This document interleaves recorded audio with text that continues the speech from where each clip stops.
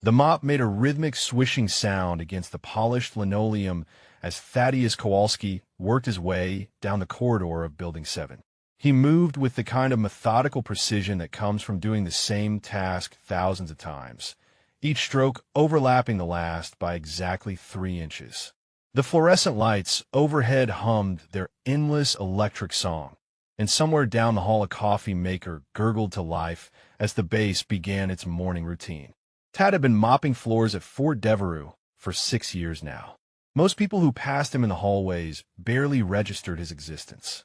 He was just part of the background, like the fire extinguishers mounted on the walls or the safety posters reminding everyone to practice good operational security. That was exactly how he preferred it.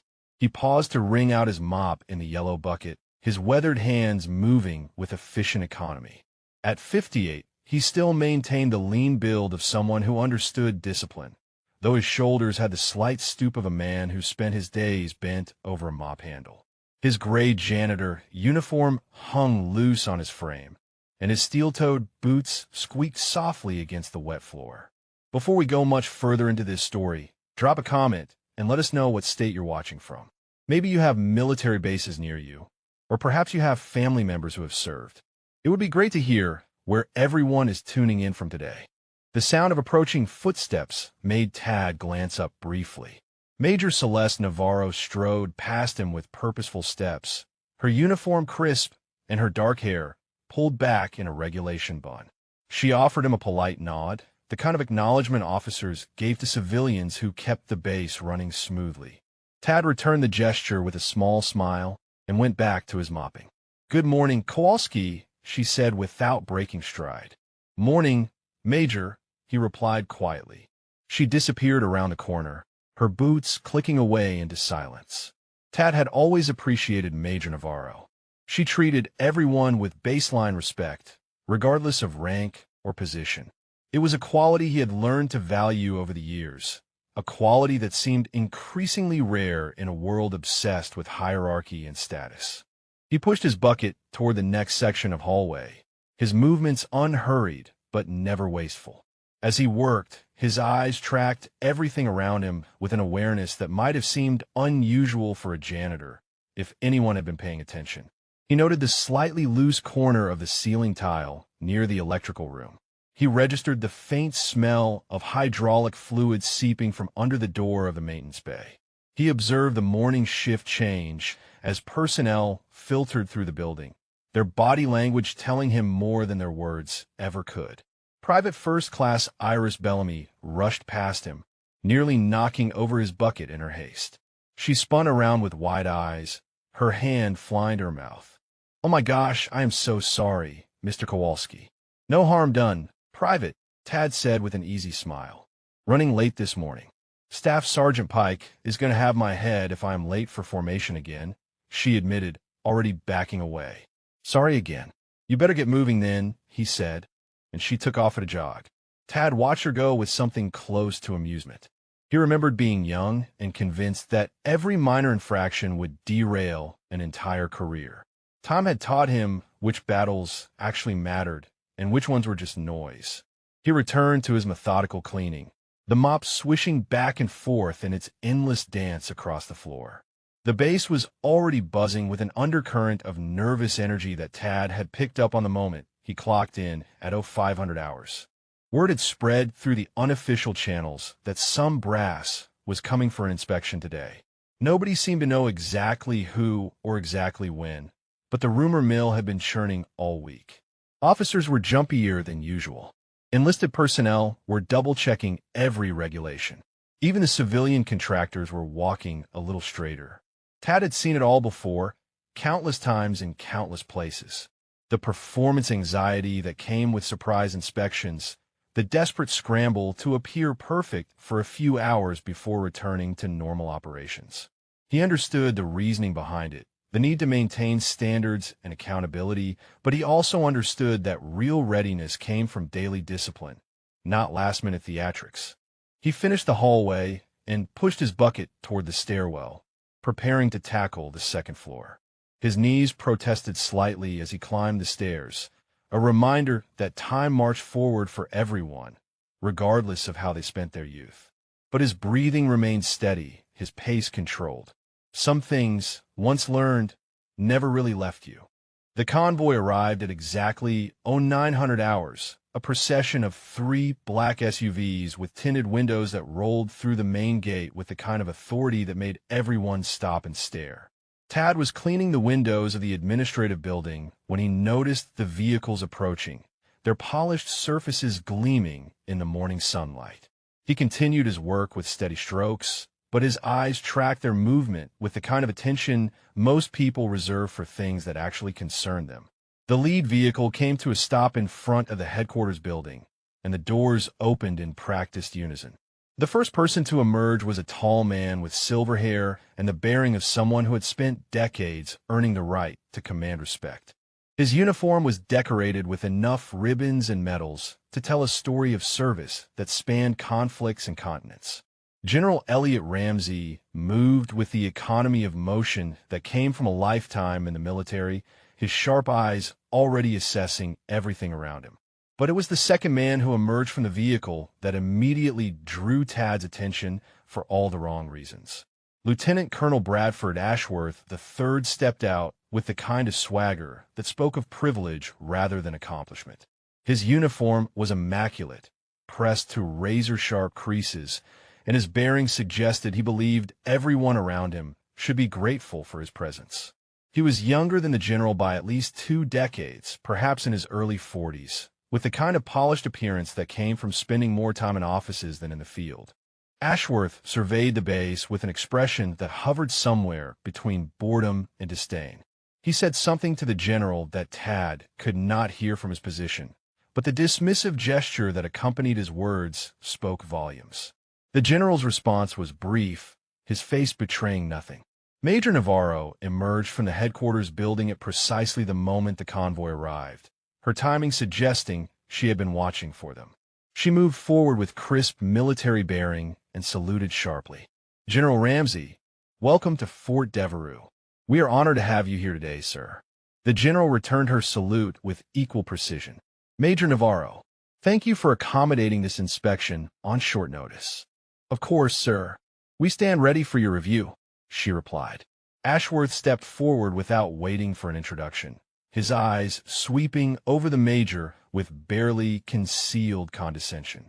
"Lieutenant Colonel Bradford Ashworth," he announced, as if his presence required fanfare.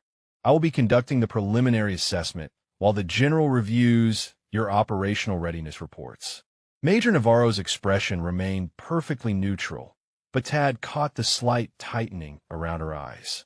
"Understood, Colonel. I have prepared a full briefing and arranged access to all facilities. Let us hope your preparations meet acceptable standards," Ashworth said, his tone suggesting he doubted they would.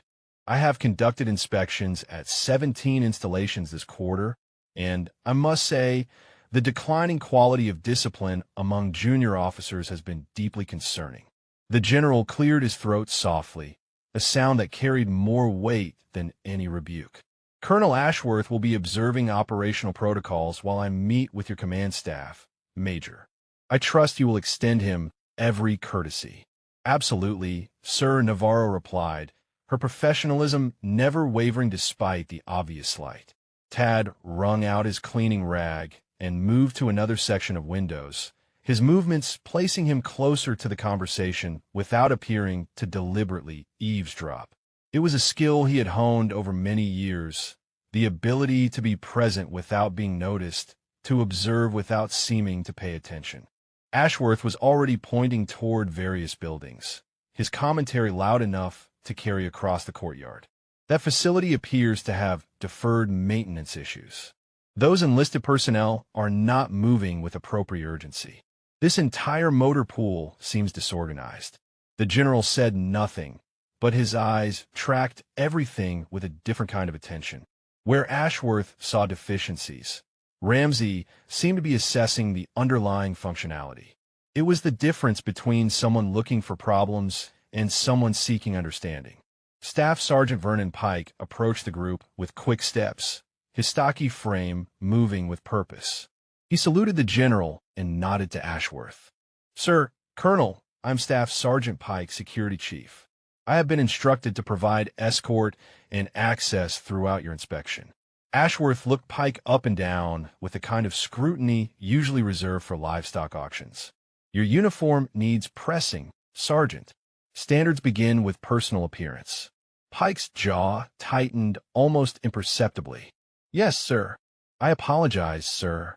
I've been on duty since 0400 conducting security sweeps in preparation for your arrival.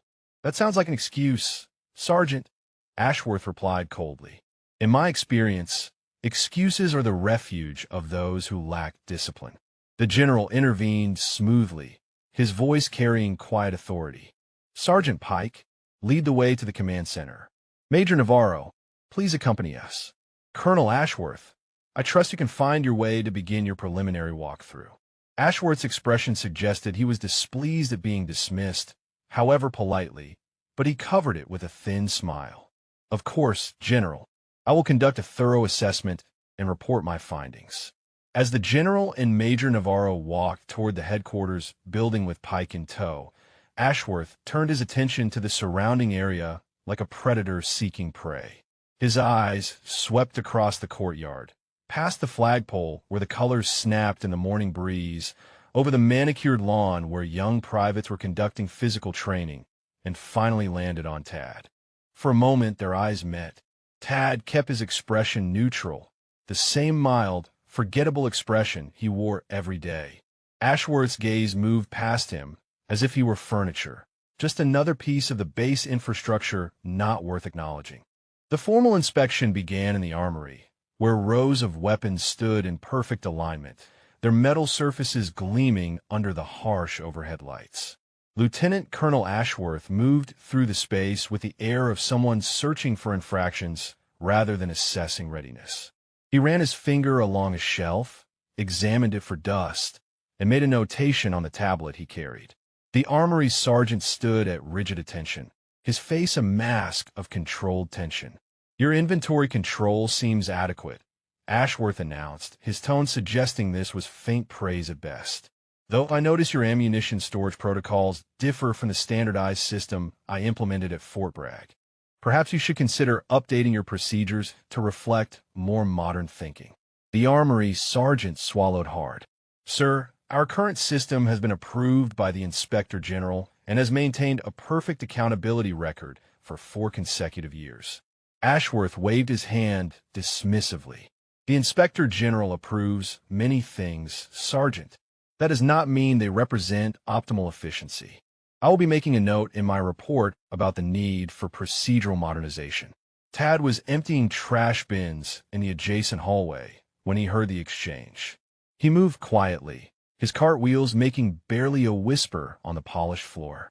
Through the open doorway, he could see Ashworth examining a rifle with exaggerated care, as if he expected to find some catastrophic flaw that everyone else had missed. The inspection party moved next to the vehicle maintenance bay, where mechanics worked on a line of Humvees in various states of repair. The smell of grease and metal filled the cavernous space, and the sound of pneumatic tools echoed off the walls. A young corporal named Desmond Thatcher was explaining the maintenance schedule when Ashworth interrupted him mid-sentence. "Corporal, how long have you been working on military vehicles?" Ashworth asked, his eyes narrowing. 3 years, sir, Thatcher replied. 3 years, Ashworth repeated, as if the number itself was evidence of incompetence. And you believe that qualifies you to establish maintenance priorities for equipment worth millions of dollars? Thatcher blinked, clearly uncertain how to respond. Sir, I follow the technical manuals and the guidance of my supervising mechanic, who has 16 years of experience. Ashworth picked up a wrench from a nearby toolbox and examined it with theatrical scrutiny. Do you know what I see when I look at this bay, Corporal? I see inefficiency. I see wasted time. I see enlisted personnel who have forgotten that in the military, good enough is never actually good enough. The other mechanics had stopped working now, all eyes on the confrontation. Thatcher's face flushed red, but he maintained his composure. Yes, sir. I will strive to improve, sir. See that you do, Ashworth said, setting down the wrench with a sharp clang. In my experience, Mechanics who lack attention to detail are responsible for more combat casualties than enemy fire. Every bolt you fail to tighten properly could cost a soldier their life. I trust you can live with that responsibility." The words hung in the air like an accusation. Thatcher stood frozen, his hands clenched at his sides. The other mechanics looked away, unable or unwilling to intervene. Ashworth moved on to inspect the next vehicle, leaving a wake of demoralized silence behind him. Tad continued his work in the hallway, his movements unchanged, but something shifted in his eyes. It was subtle, barely noticeable, but for just a moment the careful mask of the unobtrusive janitor slipped. His jaw tightened fractionally. His shoulders, usually rounded in their habitual stoop, straightened by perhaps an inch. Then the moment passed, and he was simply Tad Kowalski again, pushing his cleaning cart down the corridor. The inspection moved through the communications center, where specialists monitored banks of screens displaying everything from weather patterns to encrypted message traffic. Ashworth made pointed comments about the age of some equipment, suggested that the specialists seemed insufficiently alert, and questioned whether the commanding officer understood the importance of maintaining technological superiority. Major Navarro accompanied him through each location, her responses professional and measured. She provided requested documentation, answered questions with facts rather than excuses, and maintained her dignity despite Ashworth's continued condescension. But Tad, who had been quietly cleaning in various locations throughout the morning, noticed the way her hands occasionally clenched when she thought no one was looking. By mid-morning, Ashworth had criticized the mess hall food quality, found fault with the physical training regimen, questioned the competency of the base chaplain, and suggested that the entire personnel evaluation system was fundamentally flawed. His tablet was filled with notes, each one apparently documenting some failure or inadequacy. Staff Sergeant Pike remained with the inspection party, his face growing increasingly stony as the morning progressed. When Ashworth paused to berate a private for having boots that were not polished to mirror brightness, Pike cleared his throat. "Sir, if I may, Private Holloway has been on emergency family leave and only returned to duty this morning. His father passed away 3 days ago." Ashworth turned to Pike with cold eyes. "Sergeant, are you suggesting that personal tragedy excuses a lack of military bearing? Because I assure you, our enemies will not care about family emergencies when bullets start flying." "No, sir," Pike replied through clenched teeth. "I am simply providing context." "Context is often just another word for excuses," Ashworth said. "I expected better from an NCO of your supposed experience." Tad was refilling paper towel dispensers in a nearby restroom when he heard the exchange. He stood still for a moment, his hands resting on the paper towel roll, his eyes focused on nothing in particular. Then he returned to his task, methodical and thorough, just another janitor doing another day's work. The command center occupied the entire second floor of the headquarters building, a nerve center of screens, communications equipment, and strategic planning stations. Maps covered one wall, showing everything from local terrain to global deployment locations. The room hummed with the quiet efficiency of personnel monitoring various systems, their voices low and professional as they coordinated operations across multiple time zones. Lieutenant Colonel Ashworth entered the space like a conquistador surveying newly claimed territory. His eyes swept across the room, cataloging everything with the predatory focus of someone determined to find weakness. Major Navarro stood beside him, her briefing folder held ready, though Ashworth had barely glanced at any of the documentation she had prepared. "This is your Tactical Operations Center," Ashworth said, his tone making it sound like a question that expected a disappointing answer.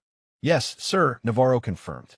"We coordinate all base security, emergency response, and liaison operations from this facility. We maintain 24-hour watch rotations and serve as the regional hub for 3 surrounding installations." Ashworth walked to one of the monitoring stations where a young lieutenant named Marcus Finn was reviewing surveillance feeds from the perimeter cameras. The lieutenant snapped to attention as Ashworth approached, his posture parade ground perfect. "Lieutenant, what is your primary function in this center?" Ashworth asked. "Sir, I manage perimeter security monitoring and coordinate with gate security personnel to ensure proper access control protocols are maintained, Finn replied crisply. Ashworth leaned over the lieutenant's shoulder, studying the multiple screens displaying various angles of the base's fence line. And tell me, Lieutenant, what would you do if you detected an unauthorized breach at over 300 hours during a shift change? Finn responded without hesitation. Sir, I would immediately activate the alert system, notify the duty officer and staff Sergeant Pike's security team, initiate lockdown protocols for sensitive facilities, and dispatch the rapid response unit to the breach location while maintaining surveillance to track any intruders. Ashworth straightened, his expression unreadable. Textbook answer. But theory and practice are very different animals, Lieutenant. Have you ever actually dealt with a real security breach? The lieutenant hesitated for just a fraction of a second. No, sir. We have had intrusion drills and exercises, but no actual hostile breaches during my tenure. That explains it then, Ashworth said, turning away dismissively. You speak with the confidence of someone who has never been tested. I wonder how well your textbook responses would hold up under genuine pressure. Finn's face flushed, but he said nothing. Across the room, other personnel kept their eyes fixed on their stations, but Tad, who was emptying a trash bin near the back wall, saw the way shoulders tensed and jaws tightened. The atmosphere in the command center had shifted, the earlier professional calm replaced by a palpable unease. Ashworth moved to the communications array, where two specialists were monitoring encrypted channels. He examined their logs, asked rapid-fire questions about protocols, and eventually declared that their response times to simulated scenarios were insufficient. When one specialist attempted to explain that their actual response times consistently exceeded requirements, Ashworth cut him off with a sharp gesture. I am not interested in your excuses or your metrics, specialist. I am interested in excellence, and what I see here is complacency dressed up as competence. Major Navarro maintained her professional demeanor, but Tad noticed the way her fingers whitened slightly as they gripped her briefing folder. Sir, if I may direct your attention to our operational readiness reports, you will see that this command center has maintained a 97% efficiency rating across all measured categories for the past 18 months. Ashworth glanced at her as if noticing an insect. Major, anyone can manipulate metrics to tell whatever story they wish.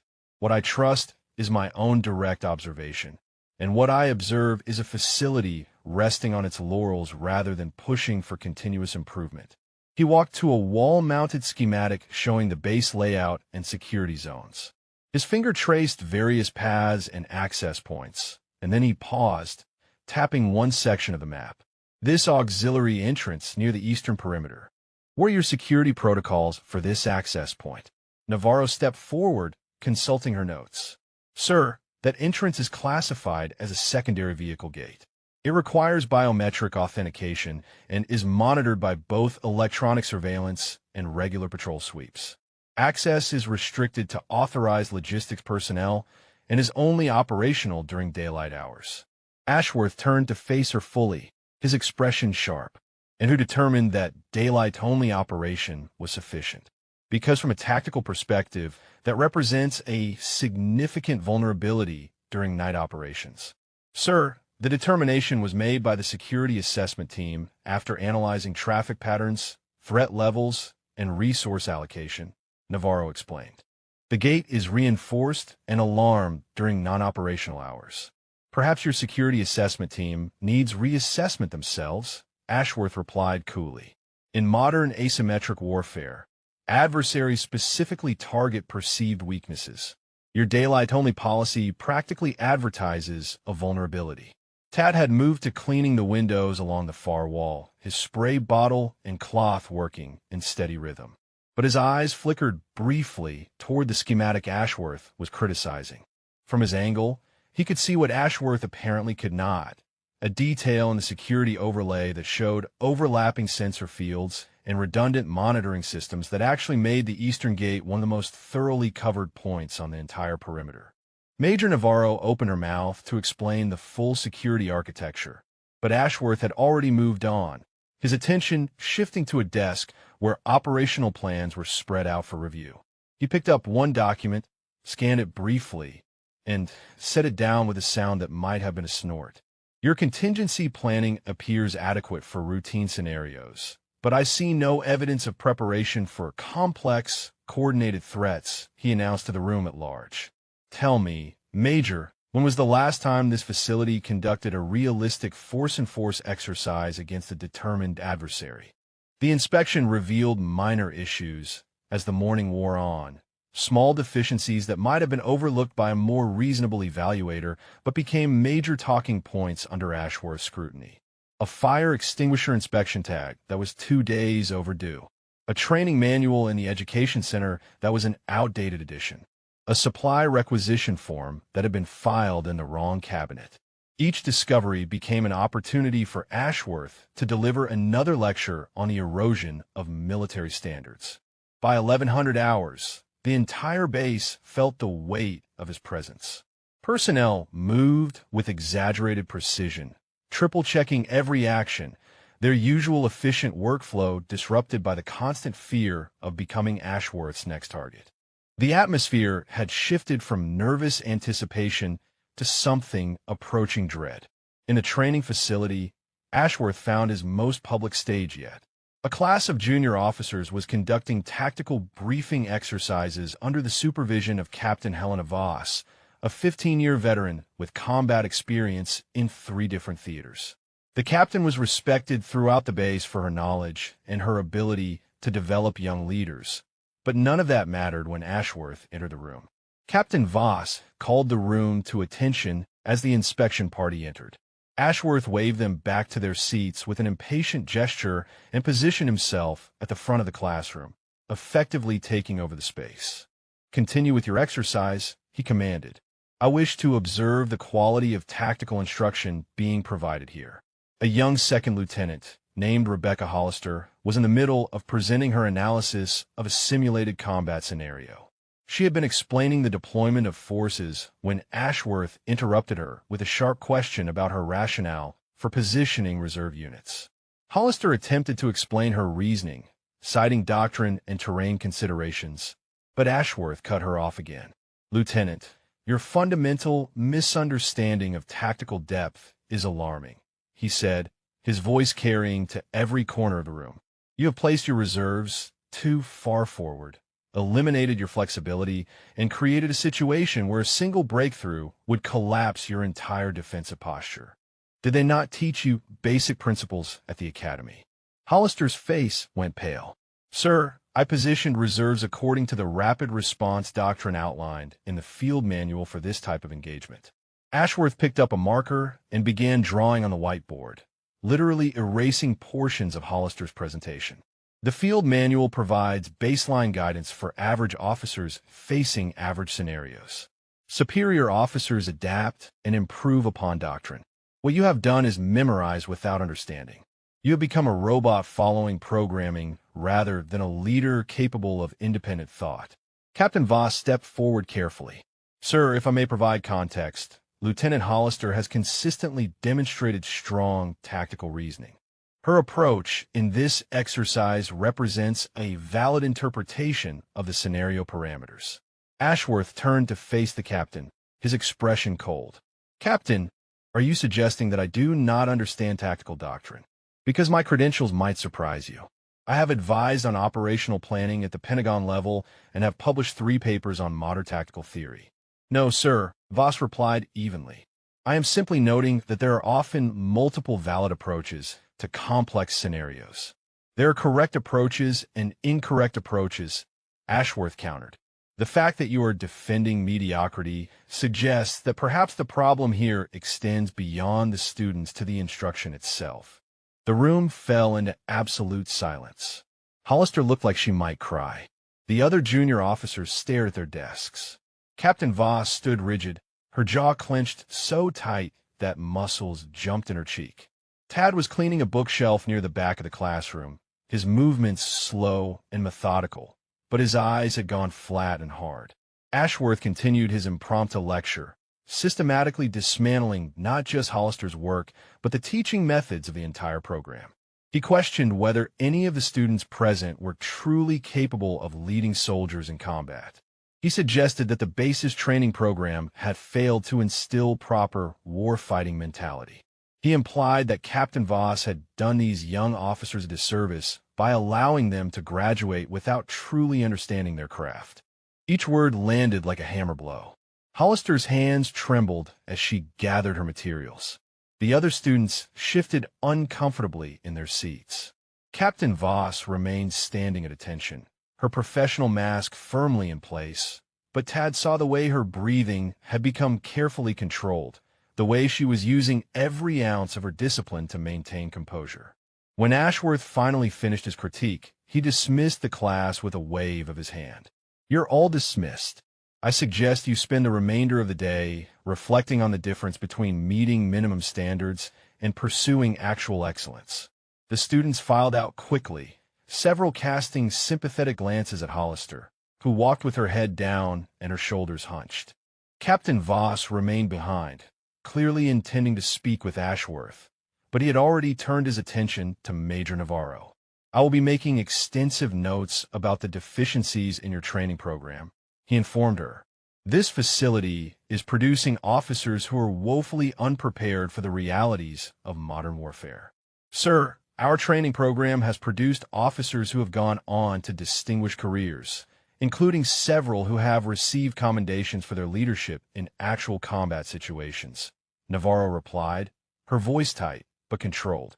"Past success does not guarantee future performance." "Major," Ashworth said dismissively, "the military cannot afford to rest on historical achievements while current standards deteriorate." Tad had moved to emptying the trash bin near the classroom door. As he worked, he watched Lieutenant Hollister disappear down the hallway, her stride uneven, her hand occasionally reaching up to wipe at her eyes. Something shifted in his expression, a subtle hardening that transformed his features for just a moment before the mask of the invisible janitor settled back into place. His hands gripped the trash bag with more force than necessary, the plastic crinkling loudly in the sudden quiet of the empty hallway. The announcement came over the base-wide communication system at 1300 hours, interrupting the lunch period with 3 sharp tones that commanded immediate attention. "All personnel, this is Major Navarro. General Ramsey has ordered an unscheduled security readiness drill to commence at 1330 hours. All departments report to your designated drill stations. This is not a test.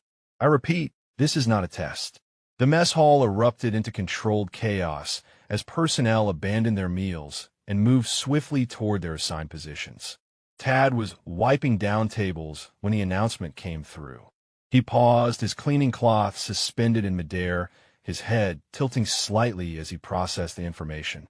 Around him, soldiers moved with purpose, their earlier demoralization temporarily forgotten in the face of immediate duty.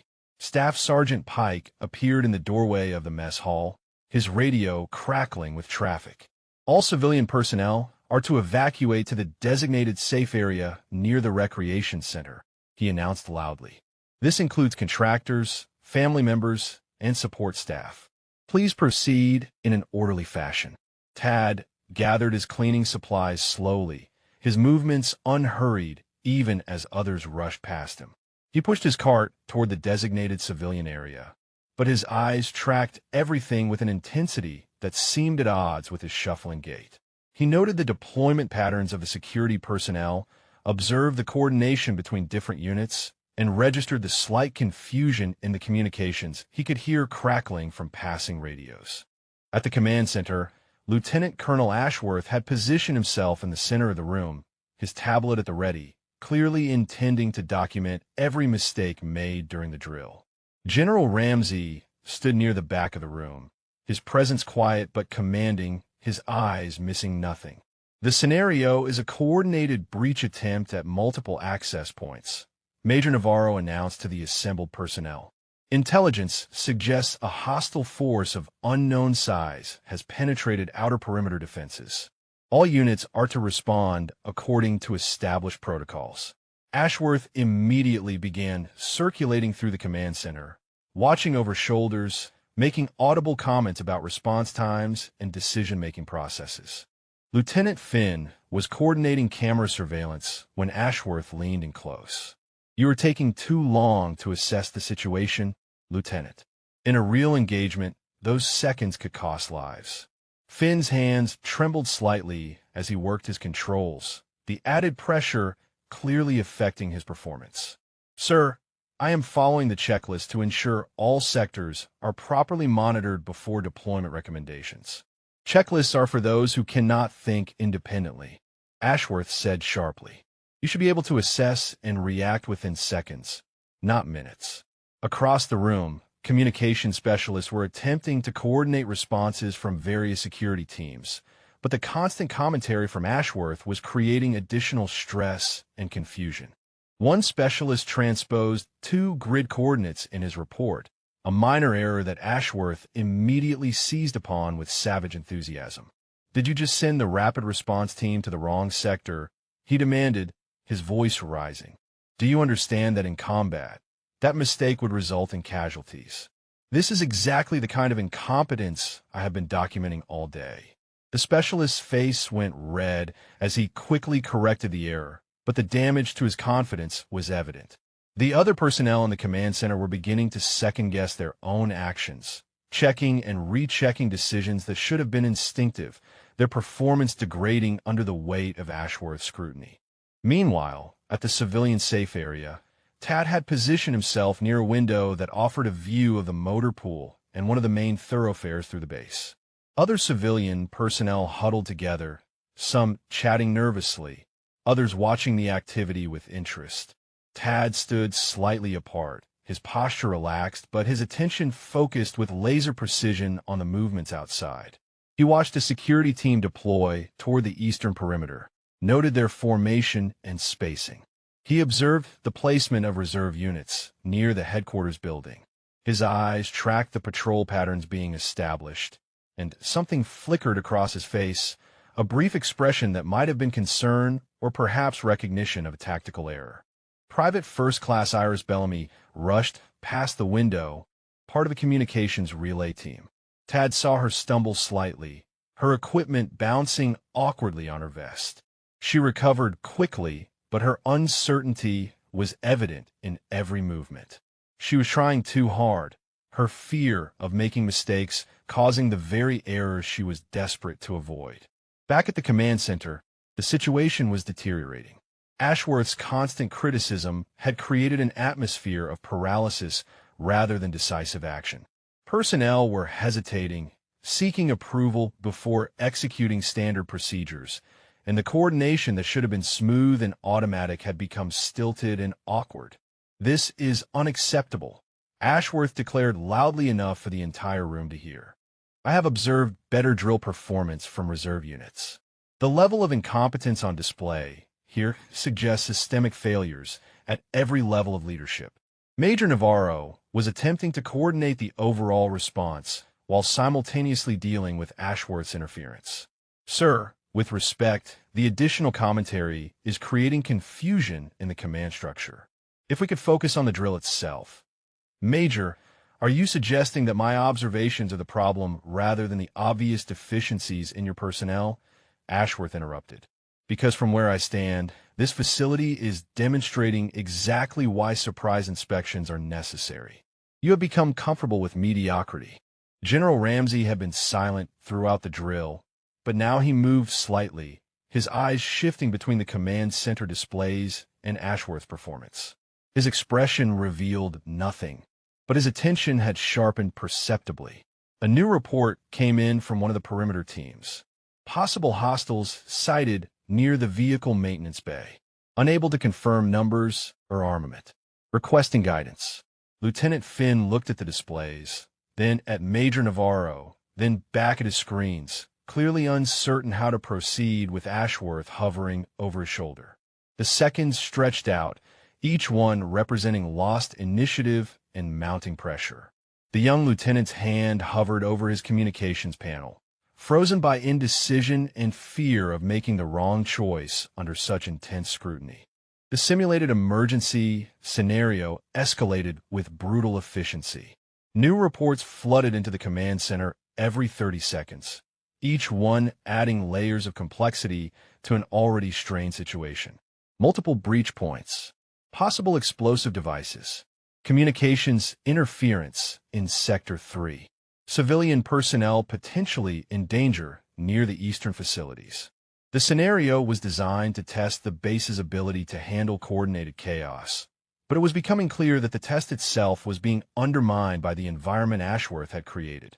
Lieutenant Finn finally made a decision about the vehicle maintenance bay, dispatching a tactical team to investigate, but his voice lacked confidence and his hands shook as he updated the tactical display.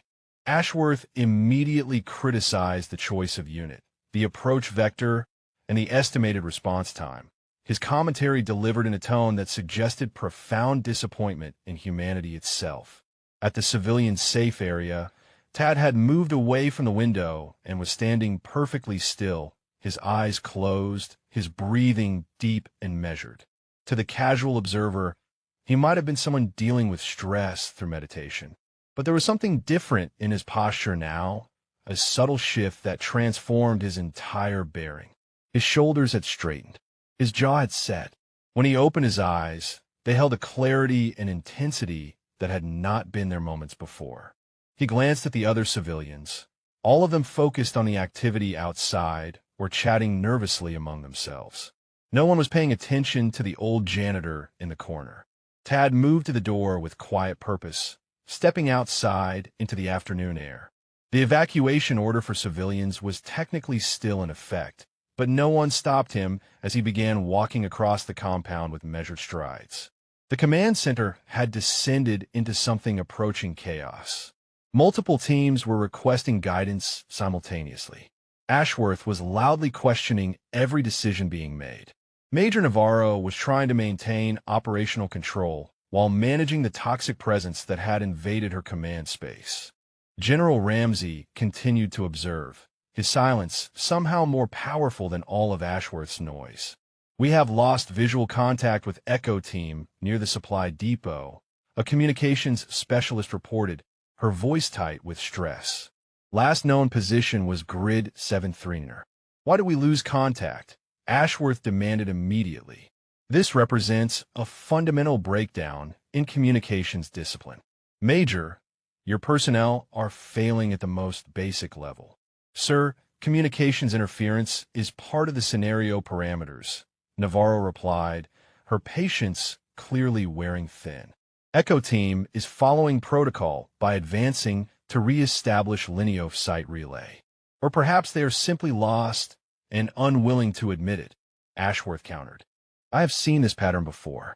Personnel who lack proper training cover their inadequacies with technical excuses."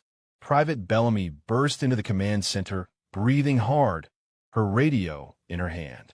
"Ma'am, Echo Team reports they have visual on the suspected hostile position near the water tower. They are requesting permission to engage with non-lethal deterrence." Before Navarro could respond, Ashworth stepped forward. "Denied. Echo Team is out of position and their approach was tactically unsound. Order them to withdraw and reassess." Major Navarro turned to face Ashworth directly, her professionalism finally giving way to barely controlled anger. "Sir, with all due respect, this is my command and my drill. Echo Team's position is actually advantageous given the terrain and the scenario parameters. Your assessment is incorrect, Major," Ashworth said coldly. "And your inability to recognize that fact is precisely why facilities like this one require external oversight." The tension in the command center had reached a breaking point. Personnel were looking between Navarro and Ashworth, uncertain whose orders to follow. The drill had become less about security readiness and more about a power struggle that was paralyzing the entire operation. General Ramsey finally spoke, his voice quiet but carrying absolute authority. "Colonel Ashworth, step back from the tactical displays. Major Navarro, proceed with your operational plan." Ashworth's face flushed red, but he complied, moving to the side of the room with obvious reluctance. Navarro took a breath and began issuing clear, decisive orders, attempting to salvage the drill and restore some semblance of coordinated response. Outside, Tad had reached the motor pool. Security personnel rushed past him, too focused on their assignments to question why a civilian janitor was wandering the base during a security drill. He moved with purpose now, no longer shuffling or stooped, his stride eating up ground with efficient economy. He paused at the corner of a building, his eyes scanning the tactical situation with the kind of comprehensive awareness that suggested years of training. He could see the problems immediately. Units were overlapping their coverage in some areas while leaving gaps in others. The response to the eastern breach was too heavy, pulling resources away from more vulnerable positions. The reserve elements were positioned reactively rather than strategically. It was textbook deployment executed by people who understood the theory but lacked the experience to adapt to fluid situations. A young corporal nearly collided with him as he rounded a corner. "Sir, you need to return to the civilian area," the corporal said, his rifle held at low ready. "This is a restricted zone during the drill." Tad met his eyes with an intensity that made the corporal take an involuntary step back. "I understand, son. Just heading that direction now." But Tad did not turn back toward the civilian area. Instead, he continued moving through the base, his path deliberate, his attention focused on the unfolding drill. He passed the communications relay station where Bellamy was struggling to maintain contact with dispersed units. He observed the command vehicle that had been set up as a forward coordination point. He watched as Staff Sergeant Pike attempted to redirect a confused squad that had been given contradictory orders. The drill was falling apart, not because the personnel were incompetent, but because their confidence had been systematically destroyed over the course of a single morning. They were second-guessing instincts, hesitating at moments that required decisiveness, and looking over their shoulders for approval instead of trusting their training. Ashworth had not revealed weakness. He had created it. The situation continued to deteriorate with each passing minute. What should have been a well-coordinated drill had devolved into a confused scramble, with units waiting for confirmation on orders that should have been automatic, personnel questioning their own training, and the entire command structure straining under the weight of manufactured uncertainty. The scenario controllers kept feeding new complications into the exercise, unaware that the real problem was not the simulated threat, but the toxic environment that had been created within the command center itself. Captain Voss arrived at the command center with a tactical assessment from the training facility perimeter. "Ma'am, we have secured the northern approaches, but I am concerned about the gap developing between sectors 4 and 5. Recommend we shift Delta Squad to establish overwatch position on the high ground near the water treatment facility." Major Navarro nodded immediately. "Approved. Make it happen, Captain." But Ashworth stepped forward before Voss could leave. "That recommendation is tactically naive, Captain. You would be pulling resources from a secured position to address a theoretical vulnerability. It demonstrates the same kind of overthinking that has plagued this entire exercise." Voss turned to face him, her earlier restraint completely gone. "Sir, with respect, that gap represents a genuine vulnerability. If this were an actual hostile incursion rather than a drill, we would be inviting a flanking maneuver. If this were an actual hostile incursion, Captain, your entire defensive posture would have already collapsed," Ashworth replied sharply. "The fact that you cannot see that suggests you have no business advising on tactical matters." The command center had gone silent again. Every person in the room was watching the confrontation, their own duties momentarily forgotten. Major Navarro was clearly torn between backing her officer and avoiding an open conflict with a visiting colonel. General Ramsey remained motionless, but his eyes had narrowed fractionally. Captain Voss stood her ground. "Sir, I have commanded troops in actual combat across 3 deployments. I have made life and death decisions under fire. I understand the difference between theoretical tactics and battlefield reality." Ashworth's voice dropped to something cold and dangerous. "Are you questioning my expertise, Captain? Because I assure you, my credentials are beyond reproach. I have advised at the highest levels of military planning. I have authored doctrine that is taught at the War College. Your 3 deployments, impressive as they might seem to you, do not give you license to challenge strategic assessment. They give me license to recognize when someone is interfering with operational readiness for the sake of ego." Voss replied, her voice steady but hard as steel. The room seemed to hold its breath. Ashworth's face had gone from red to almost purple. Major Navarro stepped between them quickly, her hands raised in a gesture of de-escalation. "That is enough. Captain Voss, execute your recommendation. Colonel Ashworth, I must ask that you allow us to complete this drill without further interference." Ashworth turned on Navarro with fury in his eyes. "I will be noting this entire exchange in my report, Major. Your inability to maintain discipline among your officers, the blatant insubordination I have witnessed, and the catastrophic failure of this drill will all be documented. I would suggest you begin preparing for the consequences." Outside, the drill continued its chaotic progression. Units were responding to orders, but the coordination was fractured. Staff Sergeant Pike was attempting to maintain some semblance of unity, but even his steady presence could not overcome the confusion that had infected the entire operation. He stood near the headquarters building, his radio pressed to his ear, his free hand rubbing his face in frustration. Tad had made his way to a position near the eastern perimeter, the same area that Ashworth had criticized earlier during his review of the command center schematic. From this vantage point, he could see what the cameras and distant observers could not. The overlapping sensor fields created a zone of almost perfect coverage, but the human response to that area was being mismanaged. Teams were being routed through choke points when clear approaches existed. Resources were being concentrated in areas already secure, while genuine vulnerabilities went unaddressed. He watched a fire team move past his position, their formation sloppy, their attention divided. The team leader was a young sergeant who kept glancing at his tablet, clearly uncertain of his orders. Tad could see the man's confidence had been shattered, replaced by a desperate need for confirmation and approval that was causing him to hesitate at every decision point. The sergeant noticed Tad standing there, and his eyes widened slightly. "Sir, you really need to clear this area. This is an active drill zone." Tad nodded slowly. "I understand, Sergeant.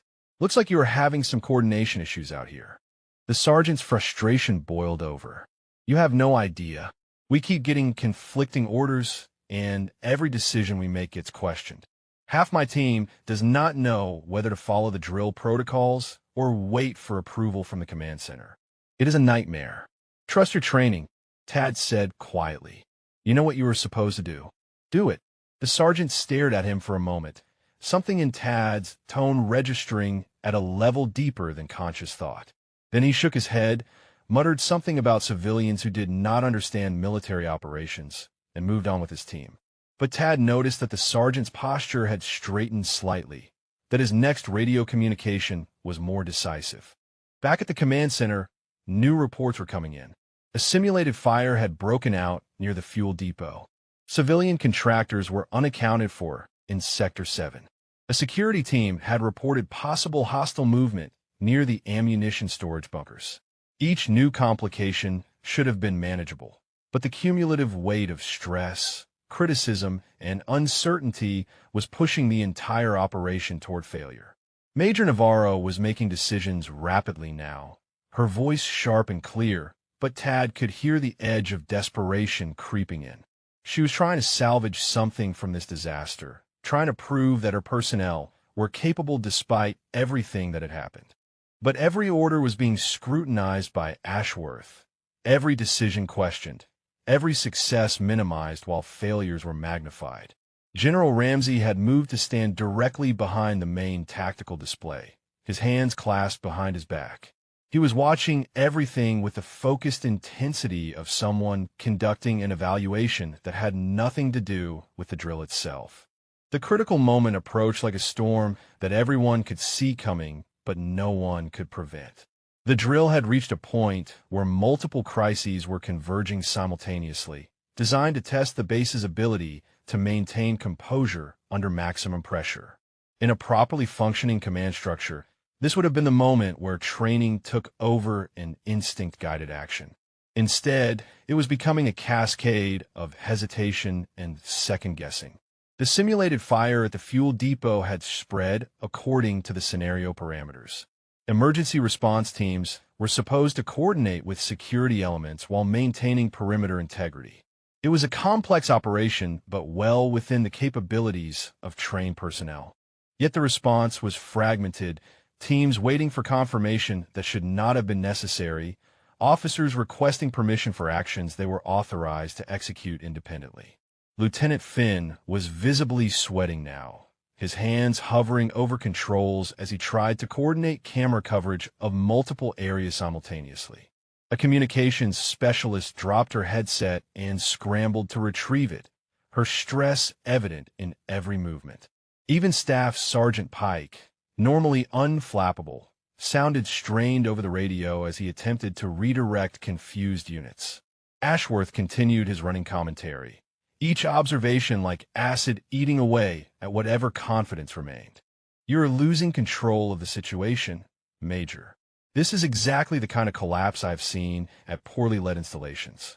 Your personnel are rudderless."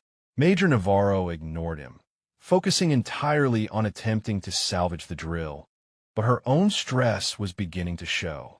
Her orders were becoming sharper, less measured, and Tad, listening to radio traffic from his position near the eastern perimeter, could hear the frustration bleeding into her voice. Then General Ramsey moved. He stepped forward to the main tactical display and studied it with absolute focus for perhaps 10 seconds. Then he turned to face the room, and something in his bearing made every person present suddenly stand straighter. The general rarely spoke during inspections, preferring to observe and evaluate. When he did speak, people listened. "Major Navarro," General Ramsey said, his voice cutting through the chaos like a blade, "I am assuming direct command of this exercise. All personnel will respond to my orders exclusively until further notice." Navarro looked momentarily stunned, then relieved, then concerned, all in rapid succession. "Yes, sir. Command is yours, sir." Ashworth started to protest. "Sir, I must object. This undermines the entire purpose of the evaluation if you intervene in." The general turned his head fractionally in Ashworth's direction. "Colonel Ashworth, you will observe in silence, or you will leave this command center. Choose now." Ashworth's mouth opened and closed like a fish. Then he stepped back, his face a mask of barely suppressed rage, but he said nothing more. General Ramsey's eyes swept across the tactical displays, absorbing information with practiced efficiency. Then he began issuing orders with crisp precision. "Lieutenant Finn, redirect Camera 7 to cover the approach from the maintenance bay. Communications, I want a direct channel to Staff Sergeant Pike. Major Navarro, pull your reserve elements back to establish overwatch positions at grid coordinates I am about to provide." The command center transformed instantly. Personnel responded to the general's orders with a smooth efficiency that had been missing all day. There was no hesitation, no second-guessing, just trained professionals doing what they knew how to do. It was as if a weight had been lifted, allowing everyone to breathe and function properly again. Outside, Tad had moved to a new position that offered a clear view of multiple sectors. He was no longer making any pretense of being a confused civilian caught in the wrong area. His stance was balanced and alert, his eyes tracking movements across the base with tactical precision. A master sergeant passed him and did a double take, clearly noting something unusual about the janitor's bearing, but the drill demanded his attention and he moved on without comment. The scenario controllers, sensing that the exercise was finally being executed properly, introduced the final complication. A simulated hostile force, larger than initially reported, was making a coordinated push toward the command center itself from multiple directions. It was the kind of scenario that required immediate, decisive action and perfect coordination between all elements. General Ramsey absorbed the new information and began issuing orders in a rapid sequence that demonstrated decades of command experience. He repositioned units with economy and precision, established kill zones at choke points, created layered defensive positions, and maintained a mobile reserve ready to respond to unexpected developments. His commands were clear, unambiguous, and tactically sound. But then something changed. The general paused, studying the tactical display with narrowed eyes. The hostile force in the scenario was moving in a pattern that suggested sophisticated tactical knowledge. They were avoiding obvious approaches, probing for weaknesses, attempting to create openings through coordinated pressure. The scenario controllers had designed something genuinely challenging. General Ramsey straightened, his decision made. He needed to communicate a complex tactical response, something that would require his scattered units to execute a coordinated countermaneuver with perfect timing. It was the kind of order that required absolute clarity and immediate understanding. The general drew a breath, and when he spoke, his voice carried the unmistakable cadence of military code that had not been used in standard operations for decades. It was a compressed tactical language developed for special operations, designed to convey complex instructions with maximum efficiency and minimum transmission time. Most current military personnel would not recognize it. Many would not even realize it was a code, rather than some archaic command structure. Falcon Actual, implement Tango Victor protocols. All elements execute Sierra, Charlie maneuvers on my mark. Crossroads formation, secondary positions, weapons tight until green signal.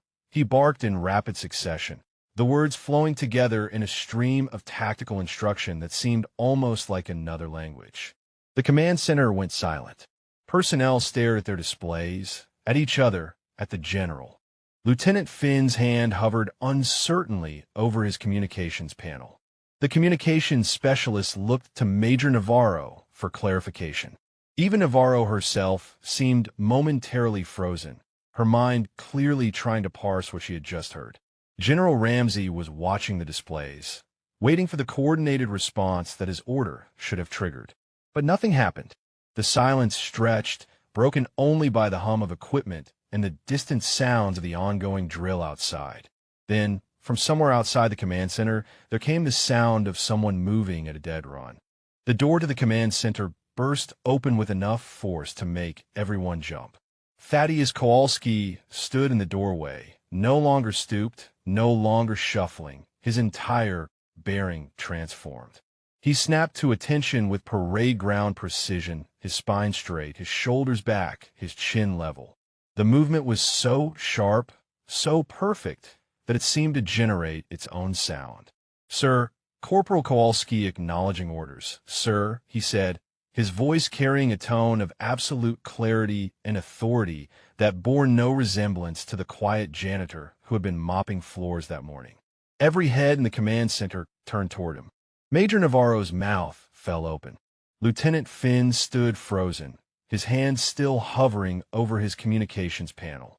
Staff Sergeant Pike, who had just entered behind Tad, looked like he had been struck by lightning. Even Ashworth seemed momentarily speechless, his face transitioning from confusion to indignation. But General Ramsey showed no surprise whatsoever. His eyes locked onto Tad with laser focus, and something flickered across his features that might have been recognition or perhaps confirmation of suspicion. "Stand easy, Corporal. Proceed with tactical implementation." Tad moved into the command center with fluid efficiency, crossing directly to the tactical displays without hesitation. His eyes swept across the screens, absorbing the entire tactical picture in seconds. Then he began speaking in rapid, precise language that mirrored the general's earlier commands. "Sir, recommend we execute modified Sierra Charlie with stagger timing. Echo and Delta teams advance along axes red and blue respectively. Bravo team establishes overwatch at grid 7 Fortwell. Alpha team holds reserve position at the crossroads. Charlie team secures rear approaches and maintains communications relay. All elements weapons tight. Engage only on green signal or immediate threat to life."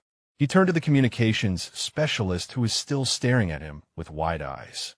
"Specialist, patch me through to all team leaders simultaneously.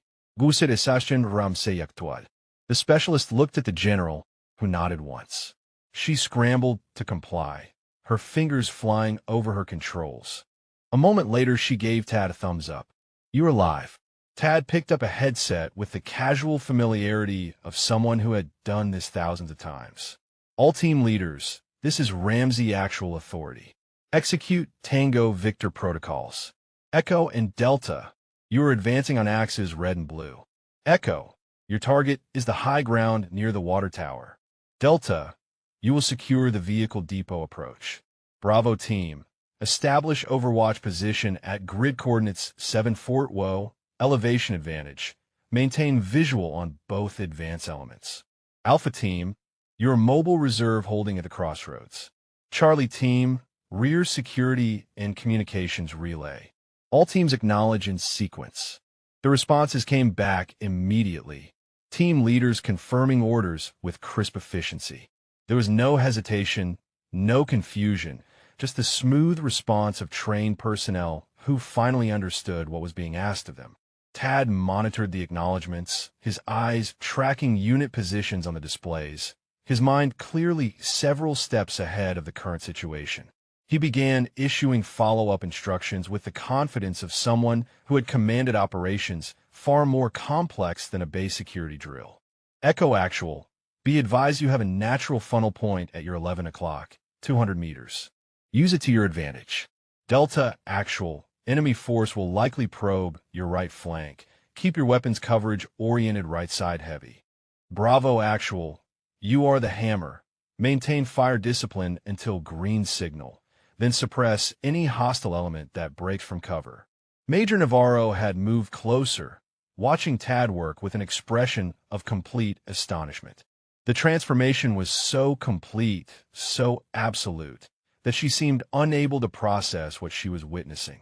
This was not a janitor using military terminology he had picked up from being around soldiers.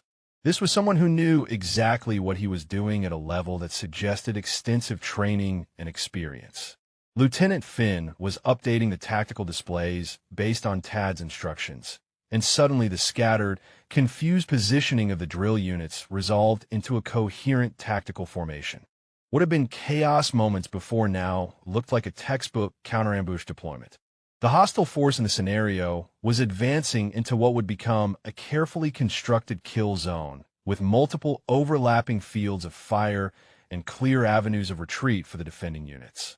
Tad continued to coordinate, his voice never rising, never hesitating, each command precise and purposeful. All elements, stand by for green signal. Enemy force is approaching trigger line. Maintain weapons discipline. Bravo team, confirm your sight lines to target zones Alpha and Charlie. Bravo Actual confirms clear sight lines to both zones, came the response. Outstanding.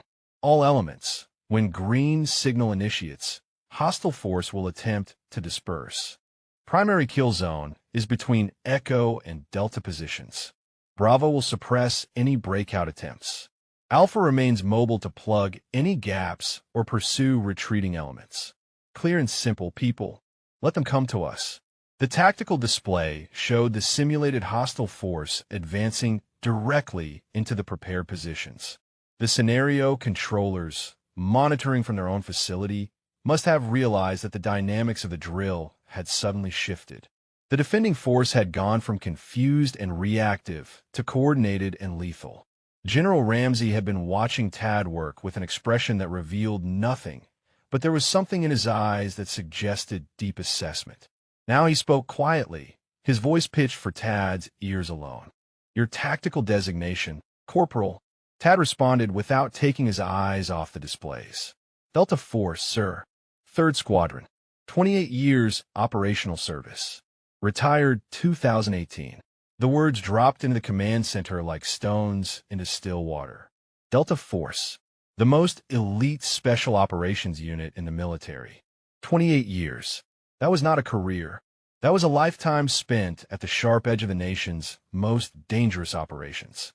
Every person in the room understood the weight of those words, understood what they meant. Staff Sergeant Pike made a sound that might have been a strangled laugh or a gasp. Captain Voss, who had entered the command center during the exchange, simply closed her eyes and shook her head slowly. Lieutenant Finn stared at his displays as if seeing them for the first time. And Ashworth, Pompous Lieutenant Colonel Bradford Ashworth III, who had spent the entire day belittling and criticizing everyone around him, stood frozen with his mouth slightly open, all color draining from his face. The drill reached its climax with surgical precision. Under Tad's coordination, the scattered defensive units executed a maneuver that would have made any tactical instructor proud.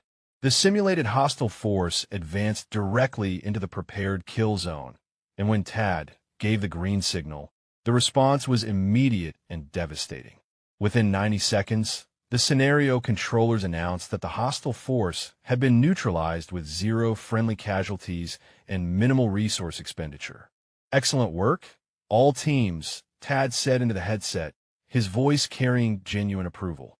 "Secure your positions and await further orders. Command actual out."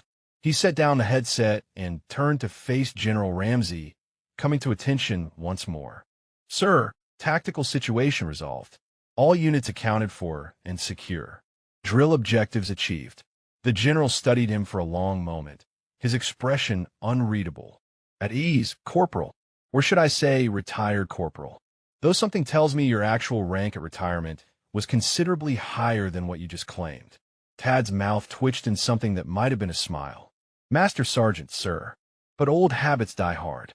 Delta operators tend to use lower ranks for operational purposes." General Ramsey nodded slowly. "Master Sergeant Thaddeus Kowalski, 3rd Squadron, Delta Force.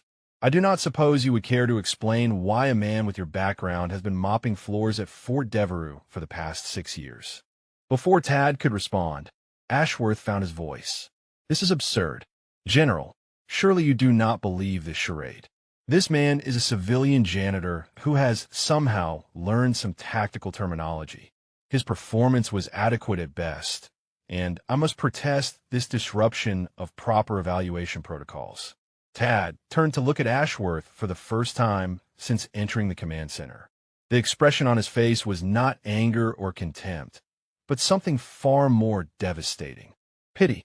He looked at Ashworth the way a seasoned professional might look at a child playing dress-up in their parents' clothes. "Colonel," Tad said quietly, "what you witnessed today was not adequate. It was textbook execution of advanced special operations counter-ambush protocols that have been refined through decades of actual combat experience. The order General Ramsey issued was in tactical code that has not been part of standard training since 1994. The fact that you did not recognize it tells me everything I need to know about your operational background." Ashworth's face went from pale to bright red. "How dare you speak to me in that manner? I am a lieutenant colonel in the United States Army. You are a janitor, a civilian. You have no right to—" "I have every right," Tad interrupted, his voice still quiet but carrying an edge of steel. "I earned that right through 28 years of classified operations across 5 continents. I earned it through 3 Purple Hearts, 2 Bronze Stars with Valor Devices, and a Distinguished Service Cross. I earned it by leading men into situations that would give you nightmares for the rest of your life. What have you earned, Colonel, besides the ability to demoralize good soldiers who are trying their best?" The silence in the command center was absolute. Major Navarro looked like she was witnessing something sacred and terrible at the same time. Staff Sergeant Pike had unconsciously come to attention, his entire bearing shifting into something that resembled reverence. Even the junior personnel had stopped their tasks to watch and listen. General Ramsey raised a hand. "That will be sufficient. Master Sergeant, I appreciate your candor, but let us maintain some semblance of military courtesy." Tad nodded, his posture relaxing slightly. "My apologies, sir. I allowed personal feelings to override professional discipline." The general turned his attention to Ashworth, and the temperature in the room seemed to drop several degrees. "Colonel Ashworth, you will return to quarters and await further instructions. Your participation in this inspection is concluded." "Sir, I must protest," Ashworth began, but the general cut him off with a look that could have melted steel. "That was not a suggestion, Colonel. You're dismissed." Ashworth opened his mouth, closed it, then turned and walked stiffly out of the command center. The door closed behind him with a soft click that somehow sounded like a gavel falling. General Ramsey turned back to Tad. Now, then, Master Sergeant, I would like a full accounting of your service record, your reasons for retirement, and your decision to take employment as a janitor. But first, I have some questions about your assessment of this facility's operational readiness. Over the next 20 minutes, Tad provided a tactical analysis of Fort Devereux that was so comprehensive, so detailed, and so professionally delivered that it became clear he had been conducting his own evaluation of the base for years. He identified genuine security concerns that had nothing to do with the petty infractions Ashworth had documented. He highlighted areas where personnel were exceptionally well-trained and areas where additional resources would yield significant improvements. He spoke about the quality of leadership, the dedication of the soldiers, and the generally high state of readiness that existed despite some administrative gaps. Major Navarro, General Ramsey, said when Tad had finished, "It appears your facility has been harboring one of the most experienced special operations veterans in the country, and you were completely unaware of it." Navarro looked at Tad with an expression that combined embarrassment, respect, and curiosity. "Sir, I had no idea. Mr. Kowalski has always been professional and competent in his duties, but he never mentioned his background." "That was deliberate, ma'am," Tad said. "When I retired, I wanted peace. I wanted a simple life where I could contribute without the weight of command or the burden of operational stress. Janitorial work suited me. No one asks questions. No one expects anything beyond clean floors and empty trash bins. I could serve in my own way without the complications of my past." Captain Voss stepped forward. "Sir, if I may, everything Master Sergeant Kowalski has said about tactical operations is absolutely correct. The way he coordinated that response was flawless. I have commanded troops in combat, and I recognize genuine expertise when I see it." Lieutenant Finn cleared his throat nervously. "Sir, I have to say, working with him for those few minutes was like having a completely different command structure. Everything just made sense. No hesitation, no confusion, just clear orders and confident execution." Staff Sergeant Pike added his voice to the chorus. "General, I have been in the Army for 19 years. I have served under all kinds of leaders. What I just witnessed was master-level operational command. The Master Sergeant could probably run this entire installation better than most full colonels I have known." General Ramsey stood with his hands clasped behind his back, studying Tad with the kind of attention usually reserved for strategic planning. "Master Sergeant Kowalski, I find myself in an unusual position. This inspection was meant to evaluate this facility's readiness and leadership.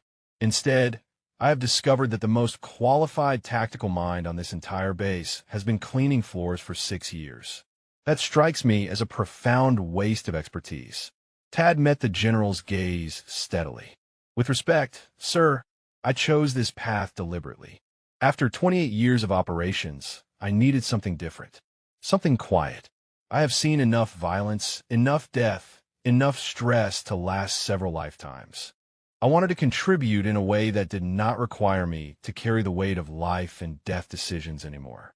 "I understand that sentiment," the general replied, "but surely you recognize that your knowledge could benefit countless soldiers.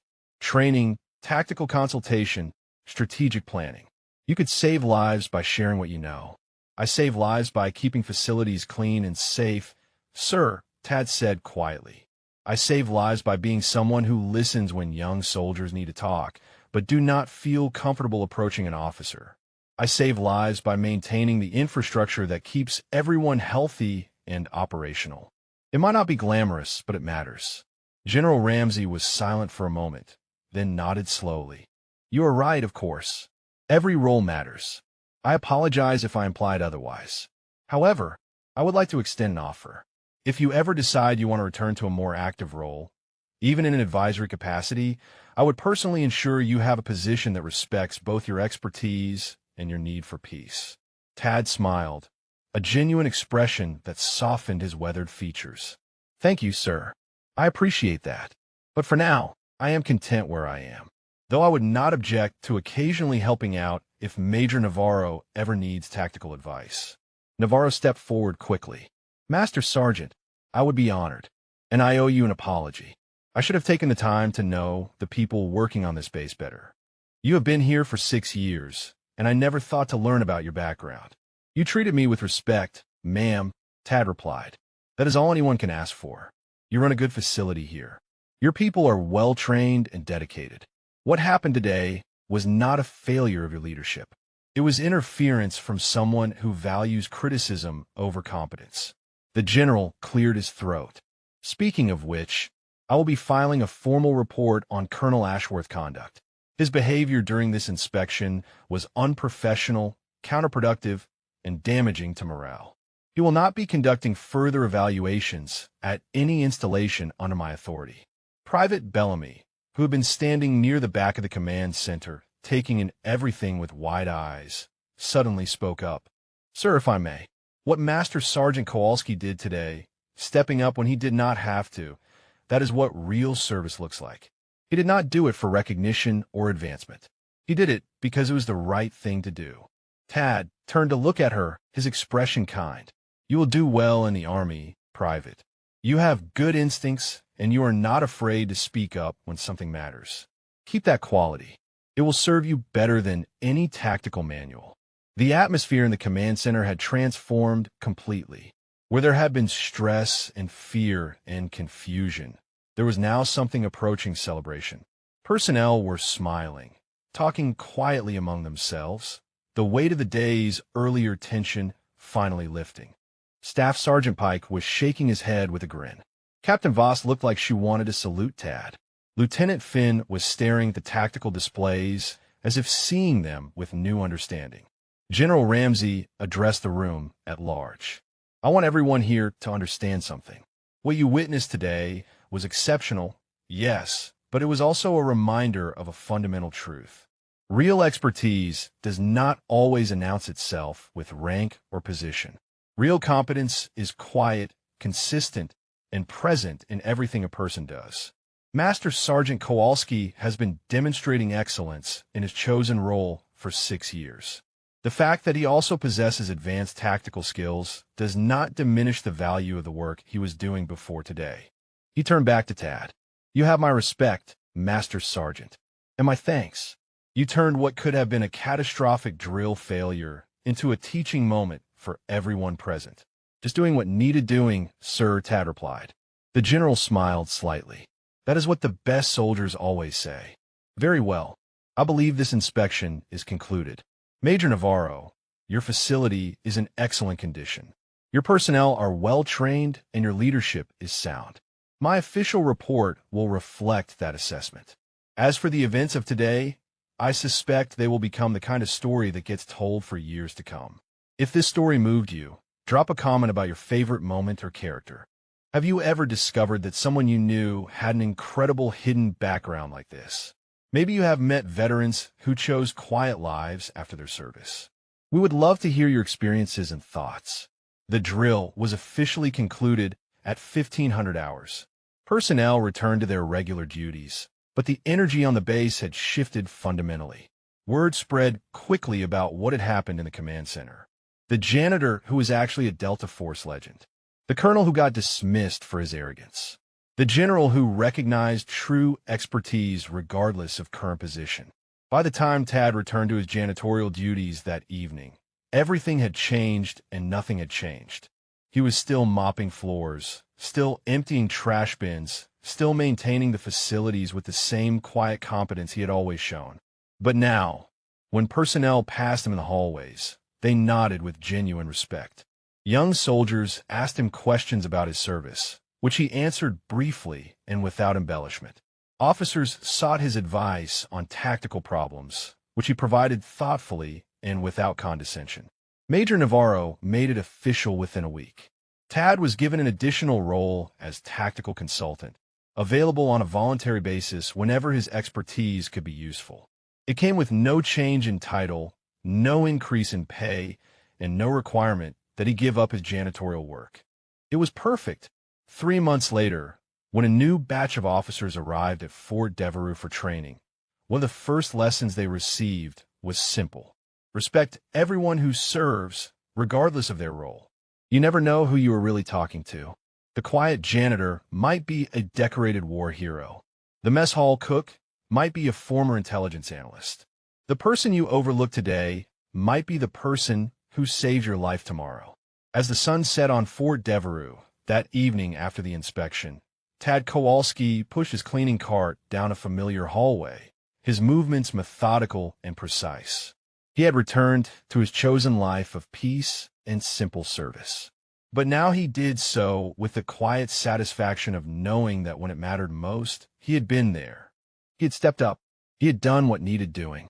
And that, in the end, was all that any soldier, retired or active, could ever really ask for.